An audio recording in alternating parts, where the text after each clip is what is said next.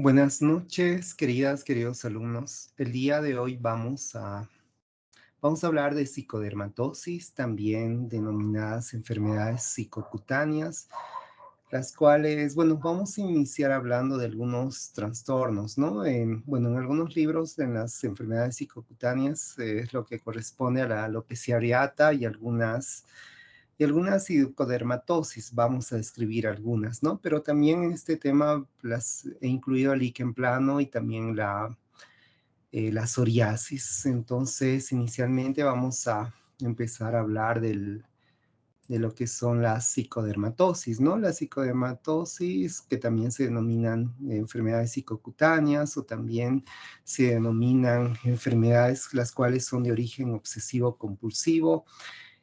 En este grupo de entidades se van agrupando diversas dermatosis, ¿no? Las cuales tienen algo en común, en la cual hay un trastorno emocional, ¿no?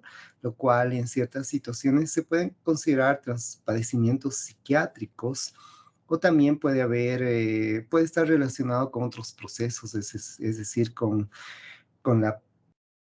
el antecedente de ansiedad, con el antecedente de depresión, con ciertas alteraciones, trastornos en el control de los impulsos que pueden ir desencadenando, ¿no? Nuestra situación. Es muy importante mencionar que la obsesión es una idea recurrente, ¿no? Y la compulsión es un hábito repetitivo. A veces, y en ciertas situaciones, cuando obedece a una neurosis, el paciente está consciente de la enfermedad.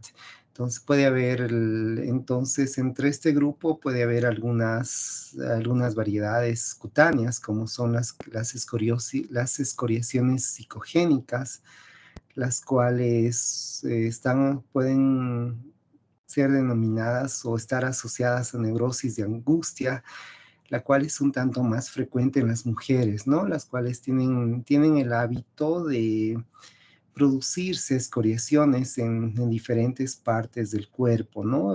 Sobre todo áreas en las cuales las uñas puedan tener ese acceso. Generalmente pueden estar, o estas lesiones que se pueden autoinfligir, pueden estar localizadas en el tronco, en la cara, en las extremidades, que como vemos en imagen, cuando cicatricen, va a dar lugar a lesiones lenticulares, ¿no?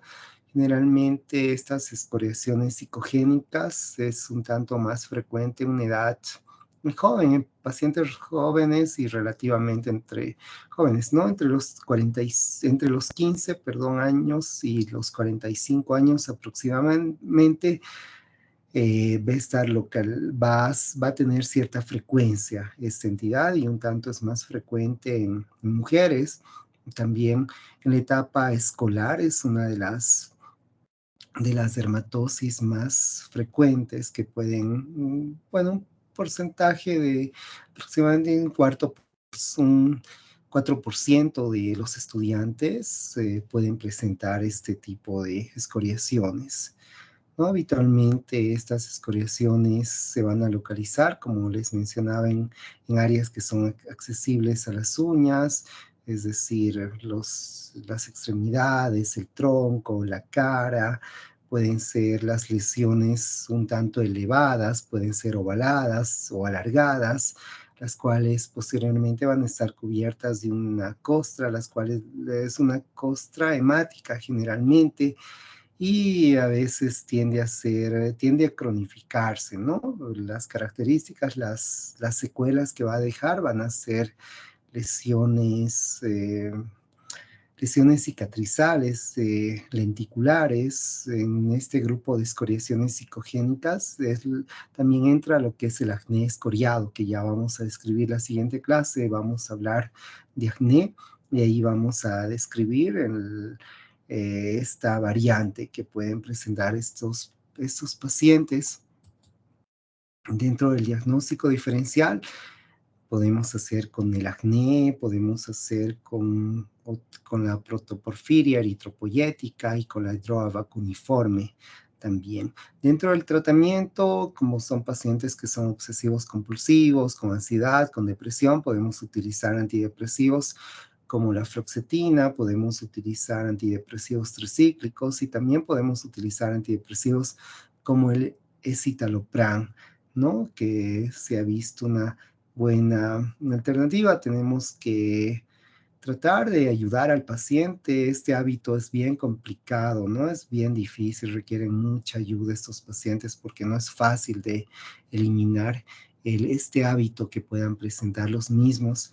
También puede haber otro tipo de psicodermatosis como la dermatitis facticia, ¿no? Que son el paciente se genera lesiones autoinfligidas, que se ve sobre todo en pacientes con psicosis, ¿no? También se va a localizar en zonas que son accesibles a las manos, en las cuales van a presentar la presencia de ulceraciones, puede haber necrosis o inclusive estos pacientes pueden tener la capacidad de mutilarse ciertas áreas, ¿no? Pueden incluir no solo varias áreas, incluso esas lesiones puede ser a nivel de los labios, a nivel de la piel cabelluda, a nivel de las uñas.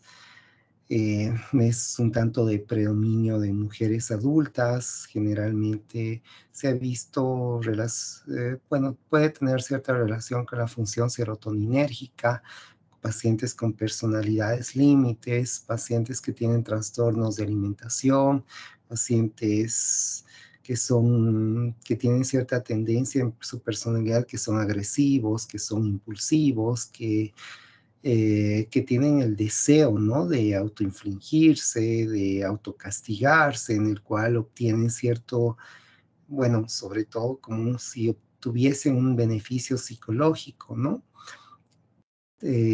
También se ha visto que podría estar relacionado con pacientes con cierto retraso mental o pacientes también que realmente tienen una psicosis, ¿no?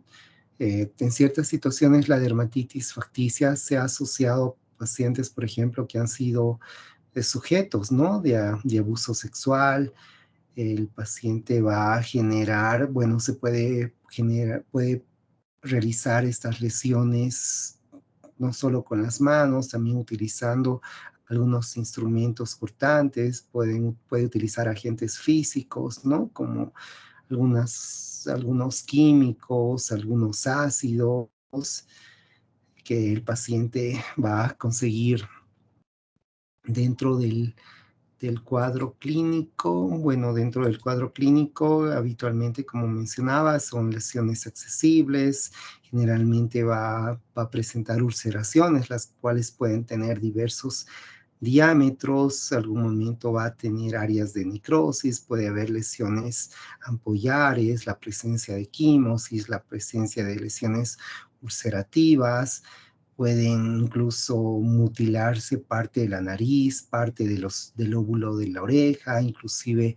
el área genital o también a nivel de las mamas, a nivel de los pezones, ¿no? Hay una variedad como es el síndrome de Munchausen, ¿no? El Munchausen ustedes van a ver en varias entidades. Yo le he descrito en en algún tema cuando daba infectología en otra universidad, y yo tengo sí pacientes que tienen esas características, que van a la consulta buscando baja porque no quieren trabajar, porque quieren que su empresa pues se haga cargo de ellos.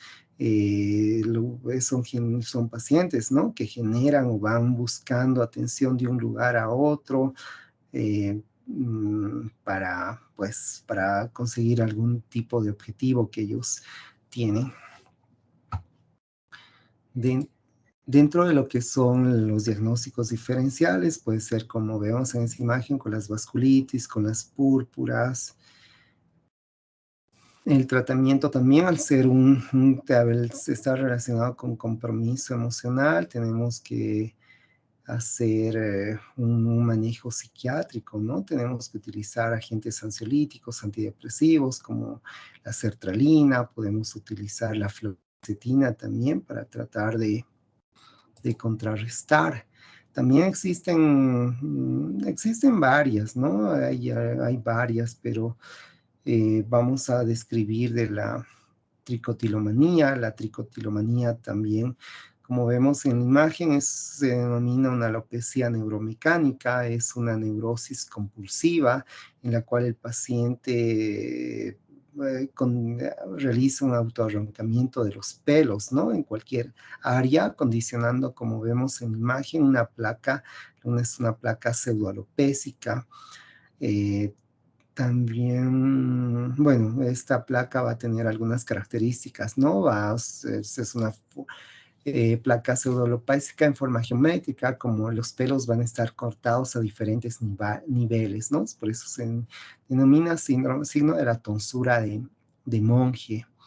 Es bueno, esos sombreritos que utilizaban los monjes, de ahí viene su nombre. Es un tanto más frecuente en niños y en mujeres entre los 5 a los 12 años aproximadamente en la adolescencia, ¿no? Eh, ¿Qué más? Bueno, es una neurosis.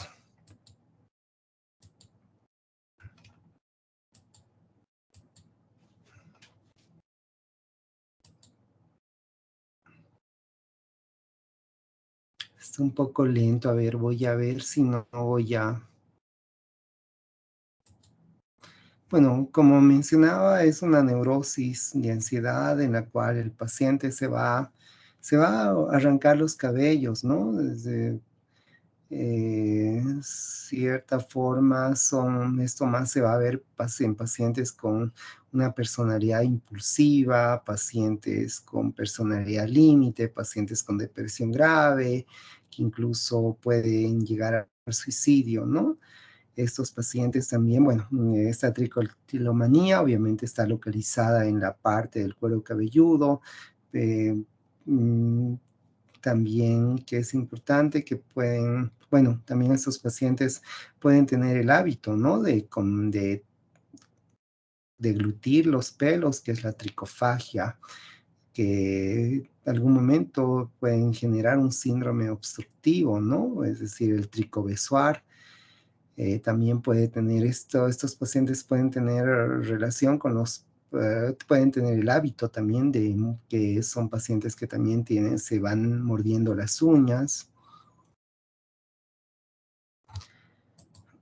Dentro del tratamiento, también el tratamiento tiene que ser a veces un tratamiento psiquiátrico. En niños es más fácil la respuesta, ¿no? Porque a veces el niño le comprende, se puede hacer terapia, se puede comprender que, bueno, las indicaciones que haga el médico, pero ya en adolescentes, en jóvenes, tendríamos que hacer un tratamiento multidisciplinario, ¿no? Es decir, tal vez recurrir a un psiquiatra, el cual pueda sugerir la administración de antidepresivos como la fluoxetina. En ciertas situaciones podemos utilizar también el ácido valproico o otras conductas, como por ejemplo al paciente darle guantes para que pueda dormir y con esto disminuir el riesgo, el cual que pueda presentar durante la noche de autoarrancarse, ¿no? Los pelos.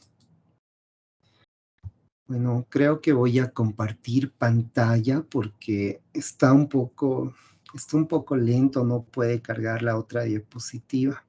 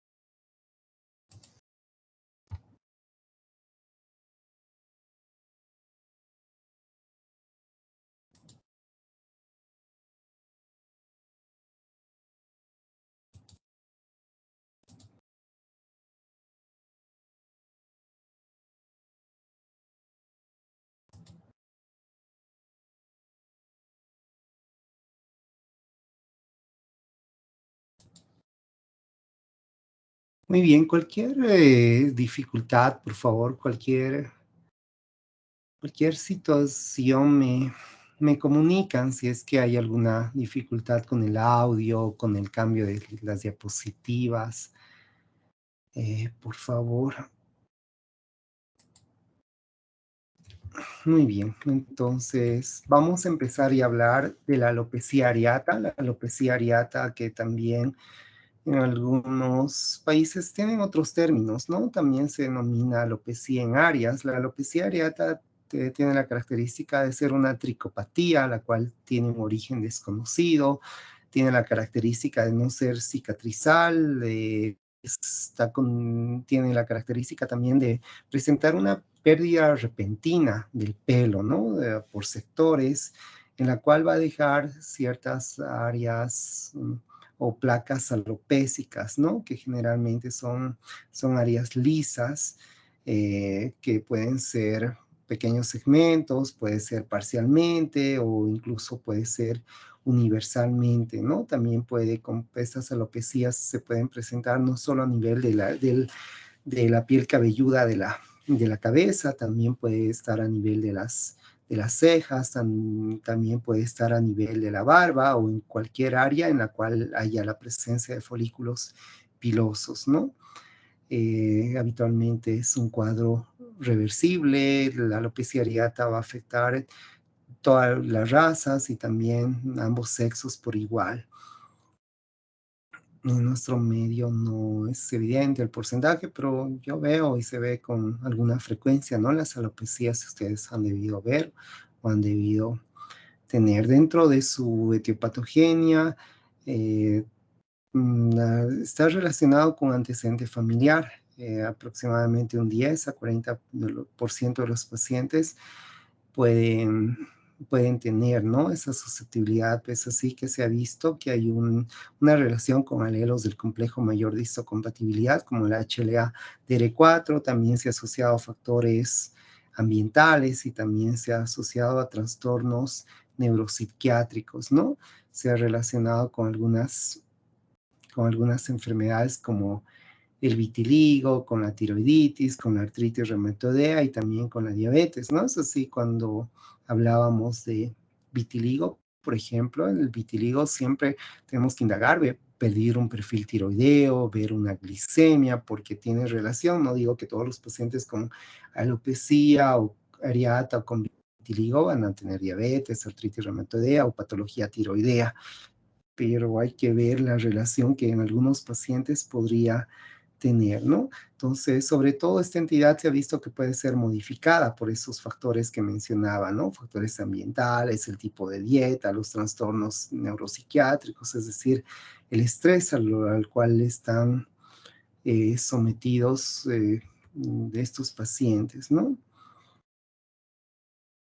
También, bueno, se puede clasificar de acuerdo a su morfología, es decir, en formas típicas, es decir, la alopecia clásica, única o en placas múltiples, ¿no? También en la fiasis de Celso, la alopecia total o universal, o también en formas atípicas, es decir, la tipo cisaifo, la reticular, la difusa, la que presenta una catnicia súbita, o la de tipo, o la alopecia androgénica, la incógnita, la perinevoide también. Eh, También se puede clasificar de acuerdo a su pronóstico, a su organización, el de tipo 1, el de tipo común, que es el más frecuente, en el cual no hay otra enfermedad que adicional, su pronóstico es bueno, un porcentaje de los pacientes, un pequeño porcentaje, el 5%, van a tener una alopecia total. Existe la de tipo 2 o la de atópica, en la cual hay manifestaciones atópicas, hay una evolución prolongada, hay una alopecia aproximadamente una tercera parte de los pacientes. El de tipo 3 es una prehipertensiva en un 4% aproximadamente de los pacientes y más se va a ver en personas jóvenes, ¿no? Y puede haber una quinta parte de estos pacientes pueden tener una alopecia total, ¿no? Sobre todo se ven en pacientes con antecedentes, ¿no? Familiares de hipertensión arterial. La de tipo 4 o combinada generalmente se presenta en adultos, está relacionado con enfermedades autoinmunitarias, ¿no? Y también enfermedades endocrinas. La alopecia va a ser más infrecuente, ¿no? La alopecia total es menos del 3%. A veces se ha descrito, es más que todo para la organización, ¿no? Pero no siempre se la pone en práctica. Dentro de las manifestaciones clínicas, como he mencionado, más va a afectar la piel cabelluda, ¿no? Más del 90%, pero también puede estar presente en la barba, en el bigote, en el vello púbico, en las cejas, en las pestañas. Lo característico va a ser, como vemos en esa imagen, la placa va a dar lugar a una placa alopécica redondeada, puede ser una placa redondeada oval que tiene un diámetro aproximadamente entre 1 a 3 centímetros, pero incluso puede medir un poco más o en ciertas situaciones se puede presentar con la presencia de varias placas que están aisladas o a veces pueden confluir. Vemos en la imagen también que la piel claramente es una piel lisa, es una piel brillante que en ciertas situaciones da el aspecto de que está acolchonada, ¿no? También vamos a ver en la periferia los pelos peládicos, ¿no? Que se van a desprenderse con facilidad. Es decir, aquí se puede ejercer lo que es la prueba del tirón positivo, que, bueno, en la cual se desprende fácilmente, ¿no? Y, bueno, también estos pueden ser afilados en la parte proximal y puntiformes en la raíz, lo que da lugar a lo que es el signo de admiración. También, bueno, puede haber algunas otras alteraciones, por ejemplo, puede haber cambios de color. Lo más frecuente es encontrar una placa única, ¿no? En ciertas situaciones también puede haber una placa múltiple. Habitualmente ¿qué se llama? La alopecia areata va a tener una evolución que no va a generar otra sintomatología, se va a tornar de forma crónica, puede remitir espontáneamente en un periodo aproximadamente de 1 a 2 años. Estos pacientes también no tienen otros síntomas, ocasionalmente pueden referir prurito o también tener la sensación de ardor. Entonces, de acuerdo a su aspecto morfológico, es la forma clásica, ¿no? Que vemos en la imagen de arriba, es la más, no, pero, bueno, el que hemos visto anteriormente, ¿no? Viene a ser la fiasis de Celso o pelada en corona de la niñez, ¿no? Que va a afectar el borde de la piel cabelluda y tiene un aspecto de serpiente. También hay lo que es la pelada de Calvante, la cual eh, va a iniciar en algunos sectores y posteriormente se va a extender con rapidez y solo va a respetar pequeños mechones, ¿no? Como vemos en esa imagen, hay una alopecia difusa o reticular que es rara, que no he puesto ninguna imagen, y la alopecia total que va a abarcar toda la piel cabelluda, ¿no? La universal se va a perder bueno, en la cual se pierde el pelo del cuerpo. También hay otra forma, ¿no? La forma Cisaifo, la cual es una ofiasis inversa que va a respetar los márgenes inferiores, ¿no? La forma reticular que tiene con múltiples placas alopécicas, con bandas de pelo preservado, y tiene una forma difusa con pérdida de agua del pelo, ¿no? Por eso es que se denomina el, bueno, el que simula el efluvio. En ciertas situaciones también se ha visto lo que es la canicie súbita, que ya había descrito, ¿no? Cuando, por ejemplo, la reina María Antonieta iba a ser bueno, iba a ser decapitada, pues se describe, ¿no? Que sufrió repentinamente un cambio de la coloración del cabello, ¿no? Un blanqueamiento repentino antes de ser decapitada. Bueno, ¿qué más? Eso, bueno, la forma incógnita que afecta más a mujeres es andrógeno dependiente, en la cual va a haber un adelgazamiento del cabello. Dentro de lo que son los estudios en los cuales podemos recurrir, pues la dermatoscopía, ¿no? La cual va a ver algunos datos como los puntos negros, es decir, los pelos cadavéricos. También puede haber los pelos, la dermatoscopía puede mostrar la presencia de los pelos en signo de admiración, o también la presencia de pelos rotos, la presencia de puntos amarillos, ¿no? En el estudio histopatológico va a haber un infiltrado inflamatorio por la presencia de linfocitos, va a haber alteraciones en la matriz del pelo, también en la fase anágena va a haber una disminución de los pelos, ¿no? Pero en la fase catágena va a haber un incremento y en la fase telógena, ¿no? Eso sobre todo.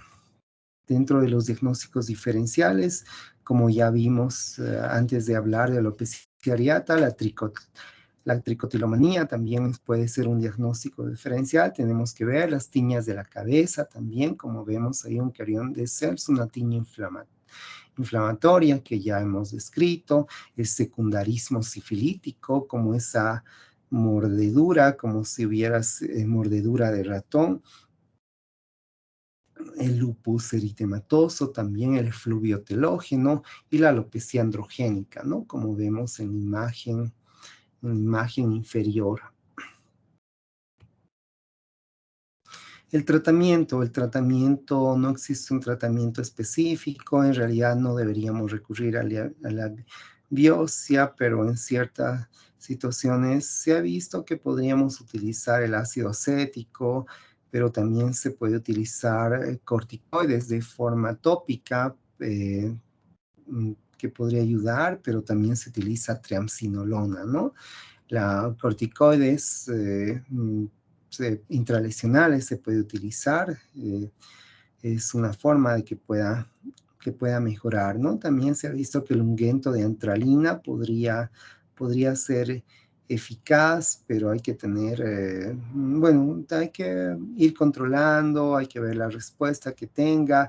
En ciertas situaciones, pues no solo se limita a eso, también tenemos que ver la parte emocional, considerar dar o algún apoyo psicológico. Mm, en la forma universal o en las cejas podemos utilizar corticoides tópicos, intralesionales o vía sistémica por un periodo de 5 semanas, ¿no? También se ha visto la exposición a luz ultravioleta, podría ser eficaz, ¿no? Y bueno, hoy en día que se utiliza mucho el minoxidil, que el minoxidil en realidad nació como un antihipertensivo, ¿no? Y se vio que la hipertricosis como efecto secundario, más que todo ahora se utiliza eh, con ese objetivo, ¿no? El minoxidil al 5%, porque obviamente va a tener irritación, puede producir taquicardia, puede producir cefalea, pero es una alternativa, ¿no? Que podríamos utilizar.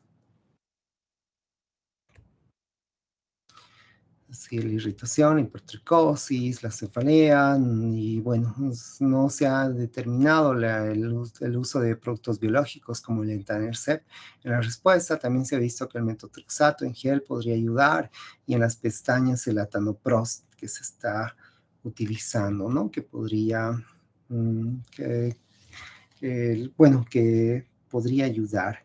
Muy bien, ahora vamos a hablar del segundo tema grande, que es el líquen plano, que el líquen plano también es una entidad no se ve con frecuencia el líquen plano, pero es muy importante mencionar. También el líquen plano en algunos libros está aislado de lo que son las psicodermatosis, ¿no? Pero es muy importante ver algunas características del líquen plano. El líquen plano como tal es una dermatosis, la cual es una dermatosis de origen desconocida, ¿no? La cual está asociada a ciertos factores genéticos, factores inmunitarios, y también tiene la característica de presentar las 4 Ps, ¿no? La presencia de pápulas, lesiones papulares, lesiones pápulas, las cuales son pápulas poligonales, son purpúricas y son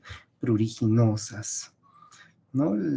Tienen la característica también de estas pápulas poligonales, purpúricas y pruriginosas, tienen un aspecto brillante, generalmente en ciertas situaciones este líquen plano puede curar de forma espontánea o a veces puede dejar zonas de atrofia, ¿no?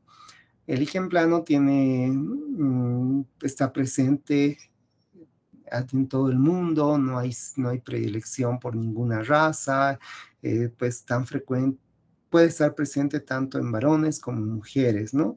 Sobre todo hay algunas características, por ejemplo, la presencia con el alelo, el complejo mayor de histocompatibilidad, el HLA-W35, es la que se asocia a la forma cutánea, ¿no? Hay una amplia susceptibilidad genética, no se desconoce completamente la causa, ¿no? Pero se ha visto que podría estar relacionado con compromiso autoinmunitario, ¿no? En la cual podría estar en relación al daño primario, podría iniciarse con el reconocimiento de un antígeno, ¿no? Y consecuentemente una activación linfocitaria y también la apoptosis de los queratinocitos, ¿no?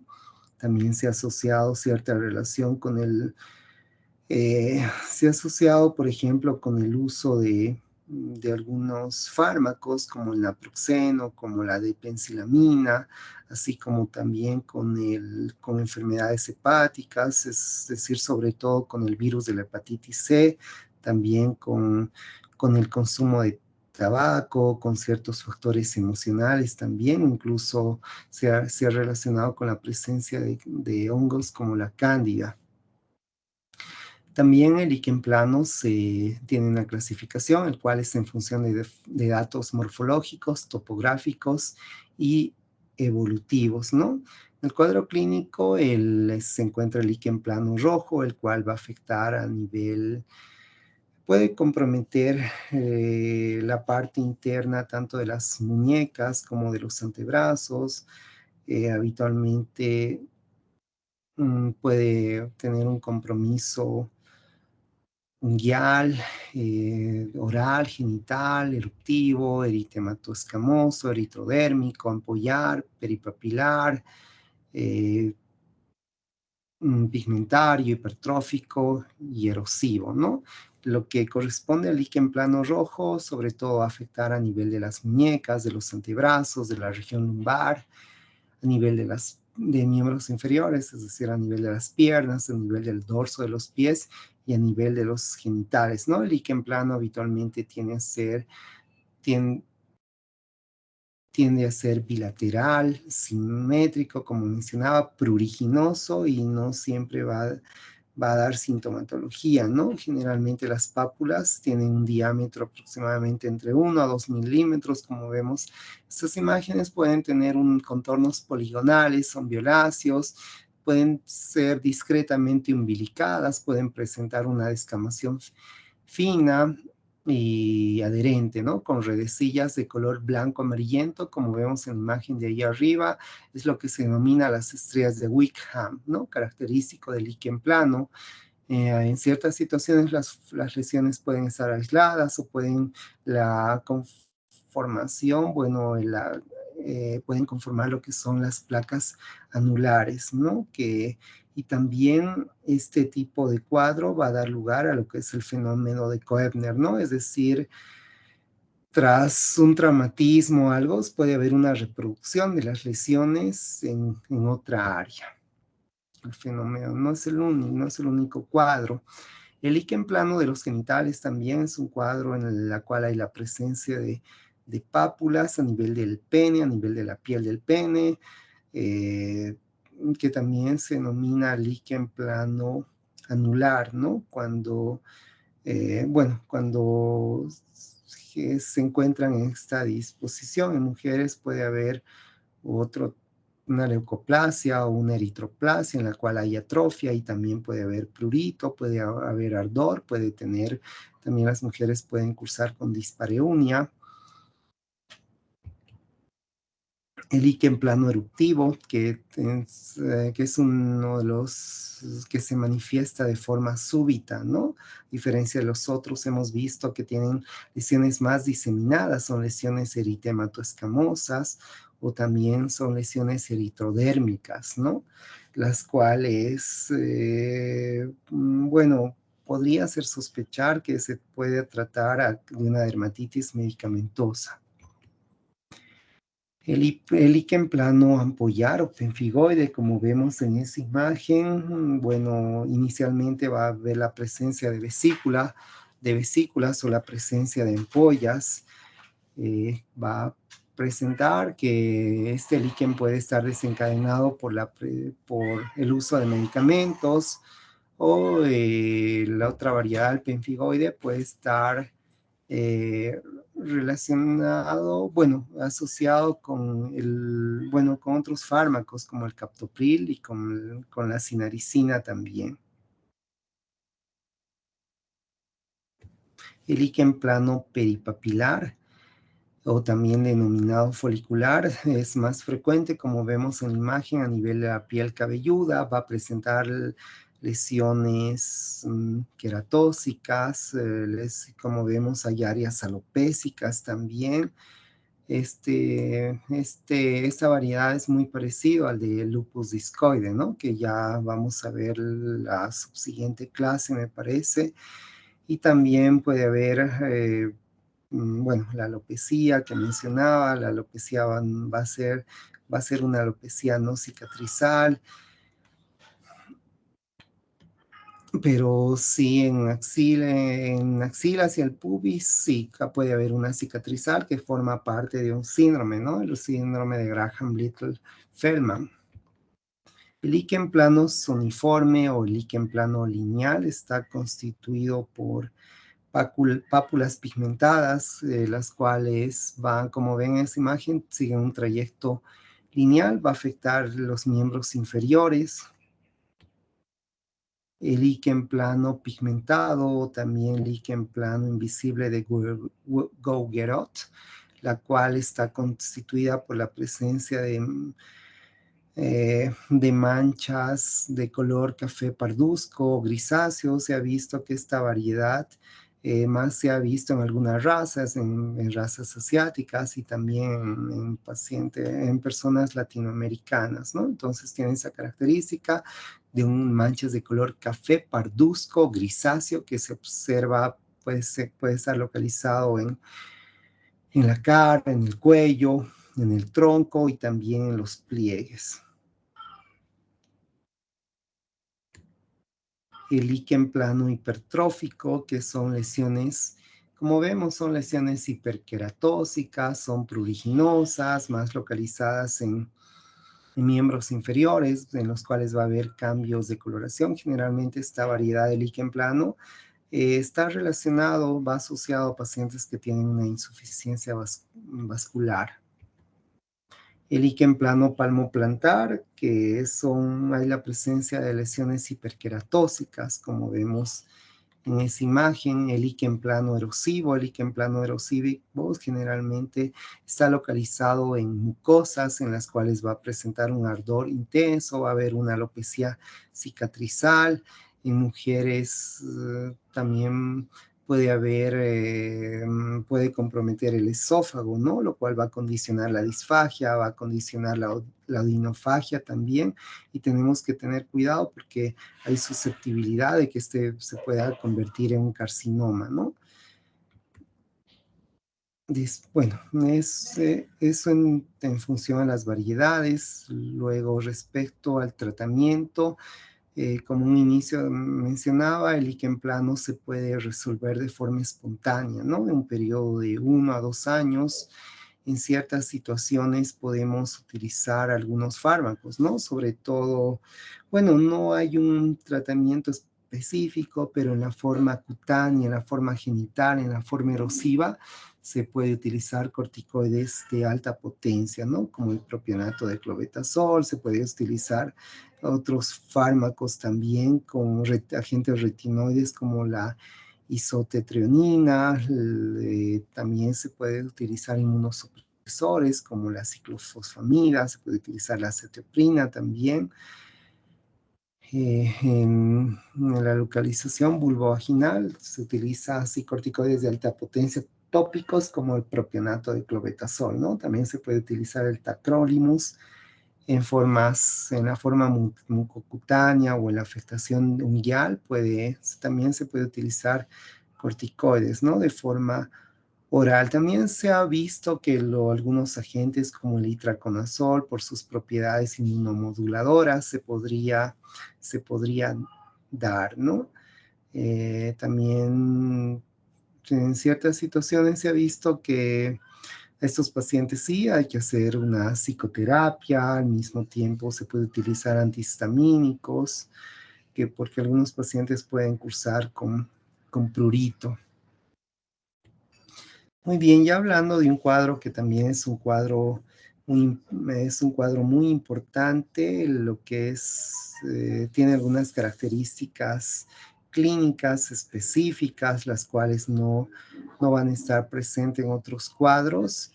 La psoriasis, ¿no? Que la psoriasis también tiene algunas características que se vinculan con factores raciales que condicionan su predisposición, ¿no? A tener la psoriasis. La psoriasis entonces se puede definir como una enfermedad, una dermatitis inflamatoria, la cual eh, tiene orígenes, perdón, tienen orígenes multifactoriales, ¿no? Se ha visto que sí hay una base inmunogenética, tiene la característica de estar constituida por la presencia de placas eritematoscamosas, ¿no? Las cuales son placas que están bien definidas, tienen localizaciones bien precisas, generalmente están localizadas en lo que es los codos, en lo que son las rodillas, en lo que son la región sacra, y también pueden estar localizados en lo que corresponde a la piel cabelluda, ¿no? La psoriasis es más frecuente, como mencionaba, está más relacionado con razas de razas blancas, ¿no? También va a afectar a ambos sexos, tiene también esos factores genéticos, los cuales le han asociado bueno, a ciertos alelos, ¿no? De la HLA-BR13, también se le ha asociado a la HLA-B57, ¿no? Los alelos que podrían condicionar esa predisposición a padecer esta entidad que puedan tener los pacientes. Después, bueno, eso sobre todo. Luego hay algunos otros factores que también es importante mencionar. Sí, son los factores inmunitarios, los factores genéticos que están relacionados, pero también se ha visto otros factores que podrían estar asociados a la regulación de los queratinocitos, ¿no? Es decir, se ha visto una gran actividad mitótica y bioquímica, hay un incremento en la reproducción epidérmica y una disminución en el ciclo celular, ¿no? Mencionábamos que esa transición de la capa basal hacia el estrato córneo que dura aproximadamente 30 días, esa transición celular en un paciente con psoriasis es un tanto más corto, ¿no? Es decir, es un ciclo celular que puede variar 3 semanas o 4, generalmente acaba a ser en 3 días, va a haber un incremento de los queratinocitos epidérmicos, consecuentemente va a haber ciertas alteraciones, ¿no? A nivel suprabasal, una menor expresión de las queratinas, la cual podría relacionar esta entidad.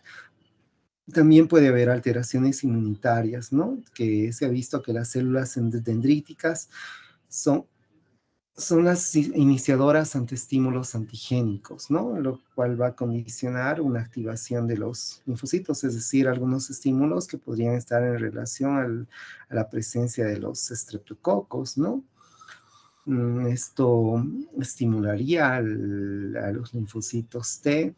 También se ha podido asociar alteraciones neurogénicas, es decir, un incremento de los neuropéptidos que afectan la sustancia P, y posteriormente daría eso lugar a una alteración de la respuesta eritematosa neurogénica.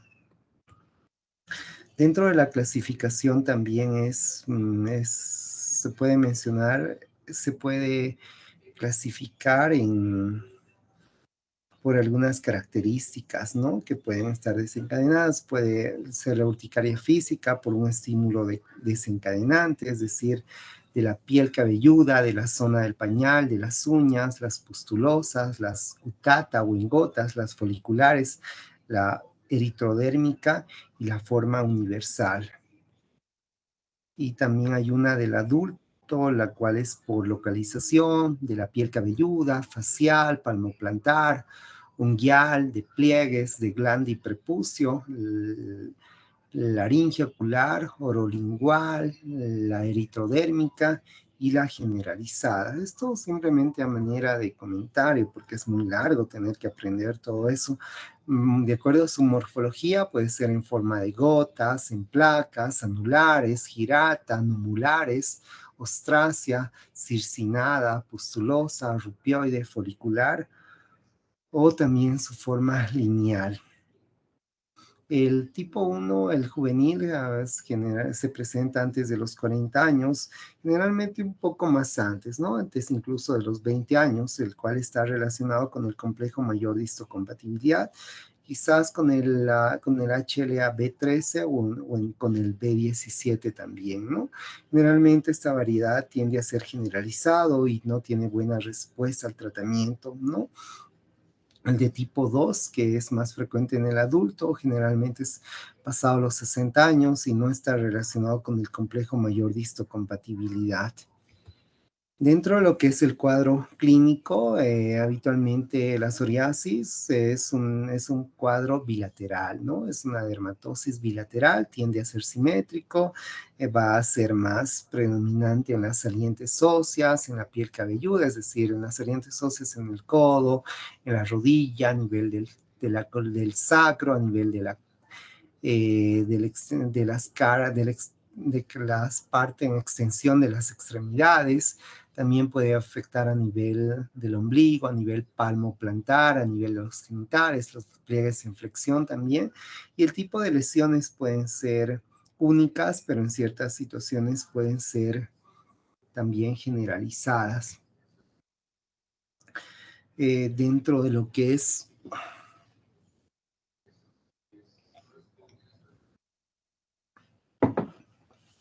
lo que es la vulgar, esta variedad, esta dermatosis, como vemos en la imagen, hay la presencia de un eritema y la presencia de escamas, las cuales se van a agrupar en placas, ¿no? Las cuales forman, como vemos, bordes bien definidos, pueden ser de tamaños variables, va a dar una descamación blanco nacarada, ¿no? Que podríamos ver de acuerdo a nuestra imaginación. Bueno, así se describe también, contiene un aspecto de yeso, ¿no? Un aspecto yesáceo, micácea también. Hay también, como vemos en esa imagen, la psoriasis en gotas, ¿no? O gutata.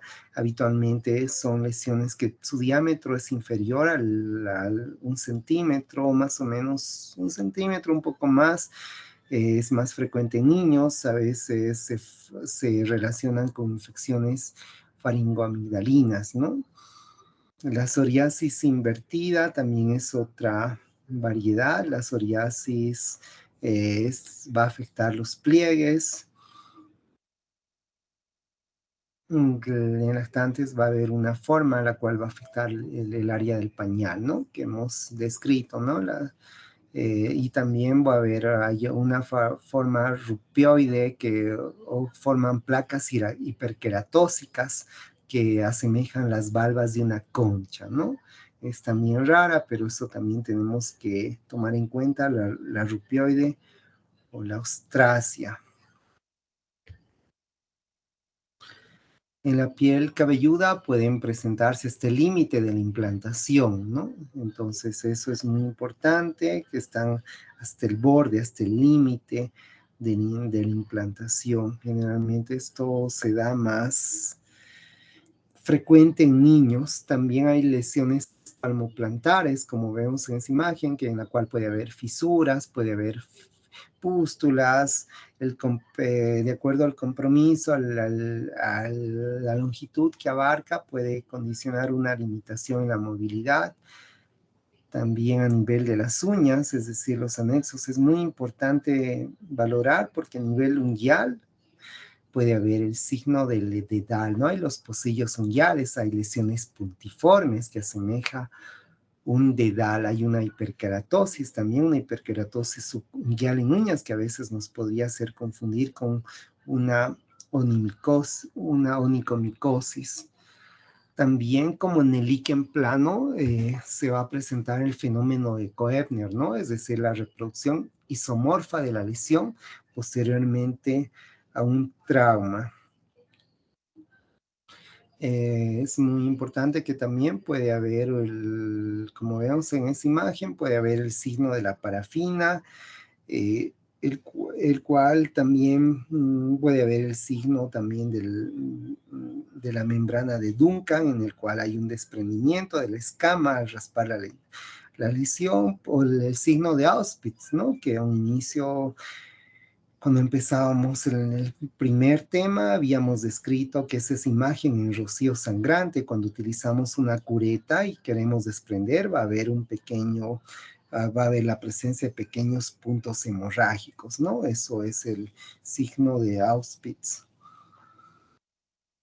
Y también, bueno, los pacientes pueden cursar con artropatías. Dentro de lo que son las complicaciones, estos pacientes pueden cursar con dermatitis de contacto, es decir, puede haber una eczematización, pueden dar lugar a infecciones secundarias, un impétigo secundario, puede haber una candidiasis, puede haber una eritrodermia, puede haber artropatías también, y también se ha visto que se han asociado esta entidad con obesidad, con alteraciones en el perfil lipídico y consecuentemente un mayor incremento en el riesgo cardiovascular, ¿no? También se ha visto que, bueno, que podrían formar parte de lo que es el síndrome metabólico. Obviamente los pacientes están más expuestos a tener eventos cardiovasculares. Dentro de los datos histopatológicos va a haber una hiperkeratosis, una acantosis de las crestas interpapilares, va a haber también vasodilatación en los infiltrados inflamatorios moderados en la dermis superficial. Dentro de los datos de laboratorio, sí podría ser un hemograma, una biometría hemática, ver el perfil lipídico. Bueno, por el riesgo, no, eso no significa que todo paciente con psoriasis tiene mayor riesgo cardiovascular, pero sí forma parte de un, de un síndrome metabólico, sí, por tanto, tenemos que hacer un electrocardiograma, podríamos hacer una radiografía, también tenemos que considerar cuando hay una infecciones sobreagregadas, es decir, descartar si hay una micosis asociada a Candida albicans o si también hay un proceso bacteriano, ¿no? Como el impétigo, bueno, sí, como un impétigo secundario. Dentro del diagnóstico diferencial, como vemos en la imagen, la sífilis no respeta las palmas ni plantas, puede ser un secundarismo sifilítico, una parasoriasis también, una pitiriasis liquenoide, una pitiriasis rosada, con los cuales podemos hacer diagnósticos diferenciales. Podemos hacer diagnóstico diferencial con micosis fungoides, por un exantema o una erupción por fármacos, con la tiña de la cabeza también, con las dermatitis seborreicas, también podemos hacer el diagnóstico diferencial, ¿no? Entonces podemos hacer con múltiples entidades. Se ha visto que, bueno, el tratamiento sí es muy importante explicar al paciente las características de su entidad. Tenemos que hacer una psicoterapia de apoyo por la repercusión, ¿no?, que conlleva en algunos pacientes, ¿no? Tenemos que en ciertas situaciones incluso utilizar agentes ansiolíticos, antidepresivos. Tenemos que, bueno, luego utilizar agentes queratolíticos, ¿no? Como la vaselina salicilada. Podemos utilizar el alquitrán de hulla también, la antralina, el calcipotriol, los cuales que sí podrían desencadenar, desarrollar una respuesta parcial, ¿no?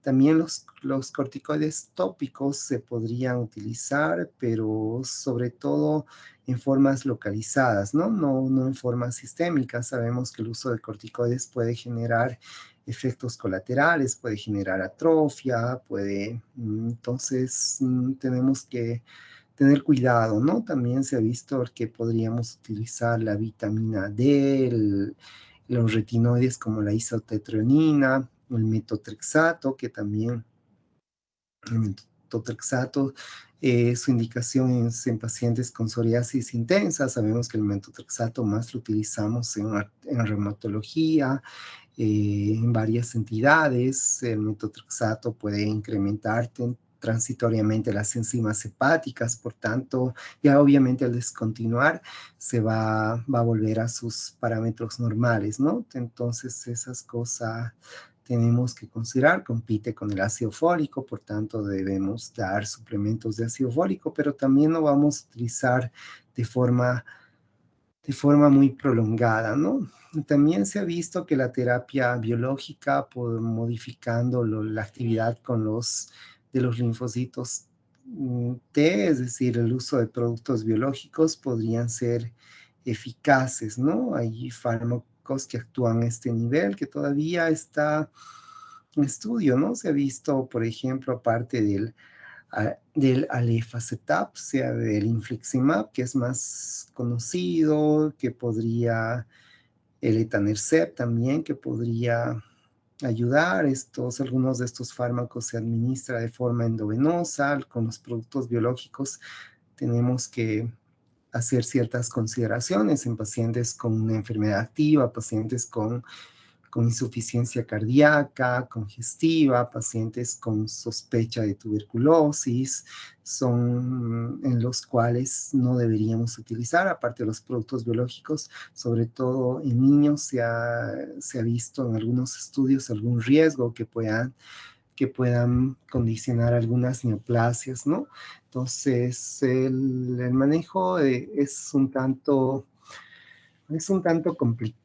Es un tanto, no es muy satisfactorio, ¿no? Porque van a tener periodos de remisión y periodos de exacerbación los pacientes.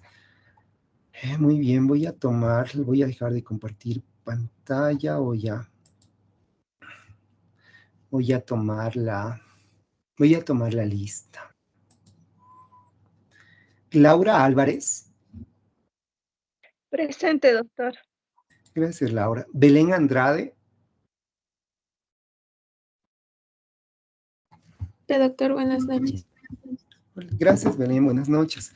Celia Angulo. Presente, doctor, buenas noches. Gracias, Celia, buenas noches. Brian Arias. Presente, doctor. Gracias, Brian. Variña Arrázola. Micaela Bustamante.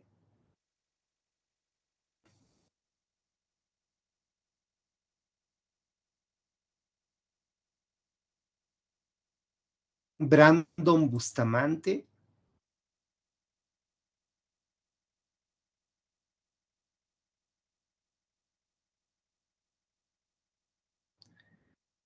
Anthony Chávez. Presente, doctor. Gracias, Anthony. Melanie Claros. Presente, doctor. Gracias, Melanie. Frank Cordero.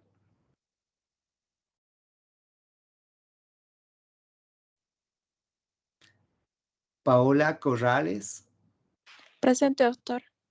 Gracias, Paola. Cristian Cosío. Presente, doctor. Gracias, Cristian. Glenda Cuadros. Presente, doctor. Buenas noches. Gracias, Glenda. Buenas noches. José Espinosa. Presente, doctor. Gracias, José. Johanny Fernández. Presente, doctor. Buenas noches. Gracias, Johanny. Buenas noches. Dayana García. Presente, doctor. Gracias, Dayana. Kelly Guarayo. Presente, doctor. Gracias, Kelly. Mauricio Laguna.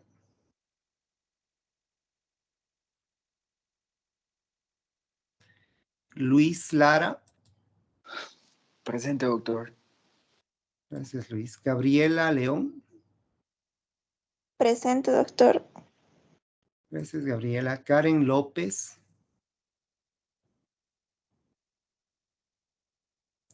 Dayana Lozano. Presente, doctor. Buenas noches. Dayana, buenas noches. Andrea Machicado. Presente, doctor. Gracias, Andrea. Dayana Mamani. Presente, doctor. Gracias, Dayana. Daniela Mercado. Presente, doctor. Gracias, Daniela. Hugo Miranda.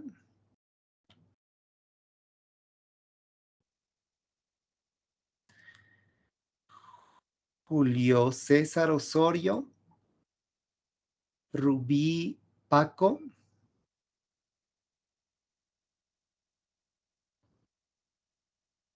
Stephanie Prado. Presente, doctor. Buenas noches. Gracias, Stephanie. Buenas noches. Litzy Rocha. Presente, doctor. Gracias, Litzy. Lucía Rojas. Presente, doctor. Buenas noches. Gracias, Lucía. Buenas noches. Adriana Santa Cruz. Presente, doctor. Gracias, Adriana. Anthony Silva. Buenas noches, doctor. Presente. Anthony, buenas noches. Gracias. Alejandra Soria.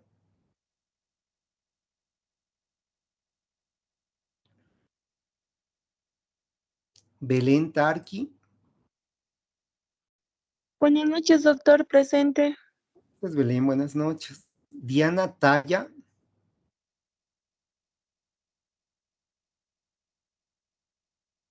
Sara Ticona. Presente, doctor. Gracias, Sara. Geraldine Torrico.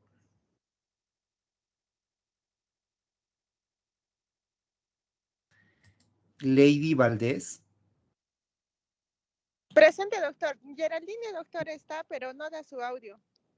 Ya. Gracias, Lady. Eric Vargas. Presente, doctor. Gracias, Eric. Jessica Vargas.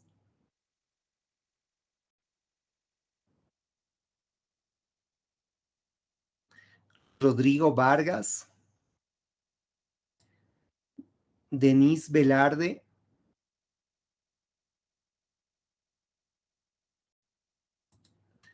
Ángel Vidal.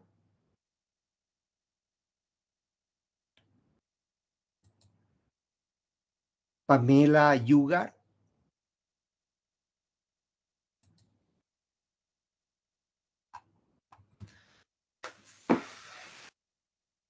Muy bien. Bueno, ¿alguien más que no haya llamado? Laguna, por favor, doctor. No ¿Perdón? daba mi micrófono. Laguna. Laguna. Ya, gracias, Mauricio. ¿Alguien más? No, nadie más. Muy bien. Bueno, alguna de sus compañeras me preguntó cuándo iba a sortear los temas. En realidad estamos ligeramente adelantados. Por tanto, una clase la vamos a dedicar a hacer los casos clínicos que sí, yo creo que está este fin de semana, sí, para que tengan con anticipación. Ya les voy a mandar. En realidad sí pretendía hacerlo durante la clase, pero como son casos clínicos sorpresa los que tienen que hacer, si yo les digo el tema, pues sus compañeros ya van a saber. Entonces, de forma interna, yo les voy a enviar a todos los grupos que me han nombrado durante, bueno, en la página, mediante el WhatsApp de del grupo de dermatología. Entonces, hasta el domingo les voy a hacer llegar para que vayan alistando. Yo considero que la subsiguiente clase, de aquí a 2 o 3 clases, es decir, una semana antes del examen, vamos a dedicarnos exclusivamente a los casos clínicos que ustedes van a preparar. Así que si alguien más desea adicionarse, pues aún lo puede hacer. Me puede enviar su grupo de 3 o de 4 personas, por favor. Muy bien, no sé si tienen alguna pregunta respecto a, ya sea al tema o respecto a la, bueno, a la exposición, que creo que ha quedado claro. A la exposición que van a hacer, ¿no? A la exposición del caso clínico que les voy a describir. Muy bien, si no hay ninguna pregunta, es un tema que ha sido relativamente, bueno, no es un tema muy largo. Sí tienen tanto el líquen como la psoriasis, como la alopecia areata y las psicodermatosis, tienen algún vínculo emocional. Por tanto, el manejo no solo se limita a dar terapia enfocada a la afección de la piel o de los anexos, sino que también hay que ver la parte emocional que repercute. Muy bien, queridos alumnos, nos vemos la siguiente clase y bueno, que estén bien, buenas noches. Buenas noches.